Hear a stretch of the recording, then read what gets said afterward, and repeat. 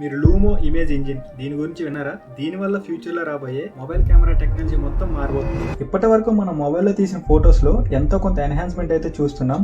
But Oppo వాళ్ళు తీసుకొచ్చిన ఈ ఫీచర్ వల్ల ఏమవుతుందంటే మన హ్యూమన్ అయితే చూస్తున్నప్పుడు ఎటువంటి రియాలిటీ ఎక్స్పోజర్ కలర్స్ ఉంటాయో అదే రియాలిటీని మనం ఫొటోస్లో కూడా చూడబోతున్నాం. ఈ ఫీచర్ని మనం Oppo find X9 series mobile అయితే చూడబోతున్నాం. ఈ మొబైల్స్ అనేవి మనకి ఇండియాలో నవంబర్ 18th అయితే లాంచ్ కాబోతున్నాయి. ఈ ఇమేజ్ టెక్నాలజీలో మనకి మెయిన్గా 3 ఫంక్షన్స్ అయితే ఉంటాయి. ఫస్ట్ థింగ్ ఏంటంటే మనకి ఆప్టికల్ సిస్టమ్. ఇదేం చేస్తుందంటే మనకి ఇన్ఫ్రారెడ్ రేస్ని 81% వరకు బ్లాక్ చేస్తుంది.